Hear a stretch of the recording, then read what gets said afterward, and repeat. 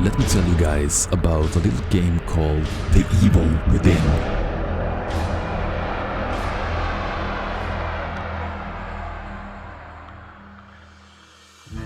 The Evil Within was released in 2014 by Tango Gameworks for the PlayStation 3, 4, Xbox 360, One and PC. The reception was kinda good, with high praises for good gameplay, innovative level design and thick and scary atmosphere, but also, as we will touch on later, criticism for bugs, characters and story elements.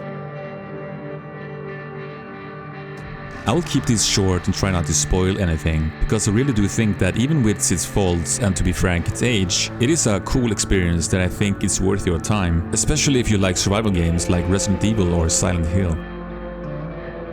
Anyway, let's begin our journey within The Evil Within and talk about story.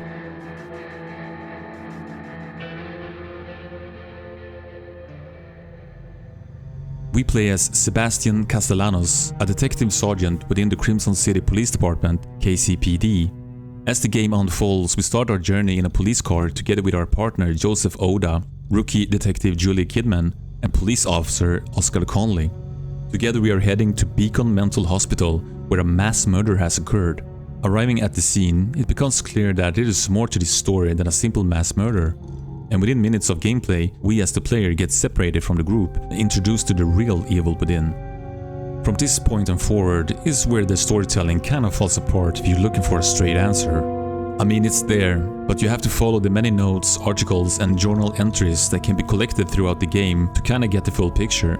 But I'm not really sure if even that answers all the questions that I had. But in broad strokes, through gameplay and cutscenes, the game tells a story about a boy who lost someone, and because of that also kinda lost himself. But with loss comes something else to find within. I don't wanna dig too much into the story here, but it's an experience where the main character basically knows as much as us, so we're kinda experiencing all of this madness together, in a way.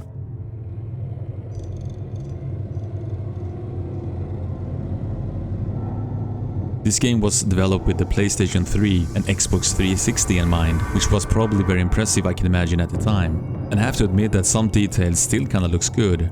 But the issue here is when the design is meant to represent photorealism in some aspects, but not others, then the whole picture becomes a little bit of both ugly and beautiful.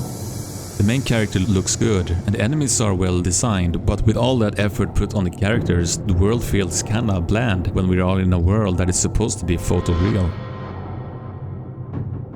But on the brighter side of things, I feel like the game really shines when we're in smaller areas like corridors, caves and tight and claustrophobic rooms. Another thing I wanna touch on is the lighting, which is really good. It's dark, it's moody, it's evil, and in some areas, if your light goes off, the screen is absolutely pitch black. I truly enjoy this, and I can imagine if you're the type of person that is scared of the dark, this is the game for you.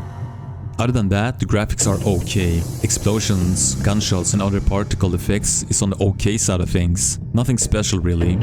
There's a lot of moving cloth and fabric physics in the game, which I presume was very cool at the time, and I guess adds a little bit of flavor to the gameplay and world building. In short, the graphics is fine and absolutely good enough.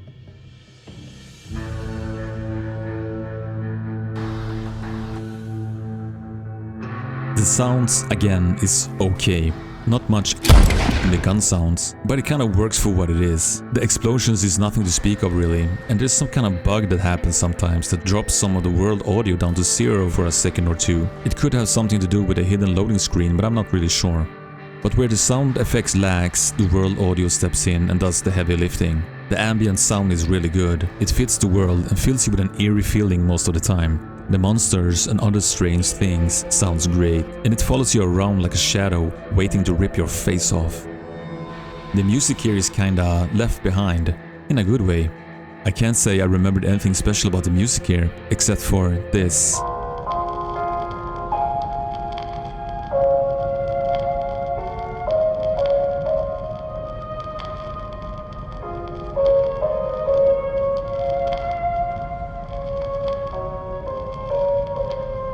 Which is the melody of safety, of a place to call home, to save our progress, and even to be reminded of taking care of ourselves. It's kind of a genius design when I think about it.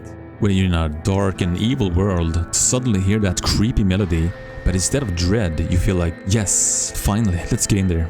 It's a very nice design choice here. The voice acting has that straight-to-video kind of feel, like old Asian fighting movies dubbed into English by some local English-speaking actor. It's charming in a way, and it kinda adds to the overall creepy feel of the game.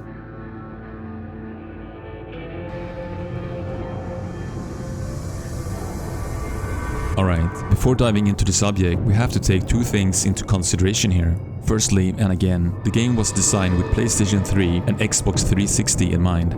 And secondly, I don't know if the control schematics and overall feel was designed like this by choice to make the player feel exposed and vulnerable, because it is really rough, at least in comparison to today's standards. Anyway, I found myself pressing the run button so many times when wanting to sprint, duck, fight, change weapons, or even enter my equipment menu. I guess maybe you can customize these, but I never did. The aiming when using guns, shotguns, etc. is very blocky and slow. You gotta be prepared for that. Even the hand-to-hand fighting is very stale and somewhat directional. But with all that said, the gameplay as a whole is very satisfying. The Evil Within comes with a rock, paper, scissors kind of gameplay. You have to adapt to the situation and use whatever you have available to survive.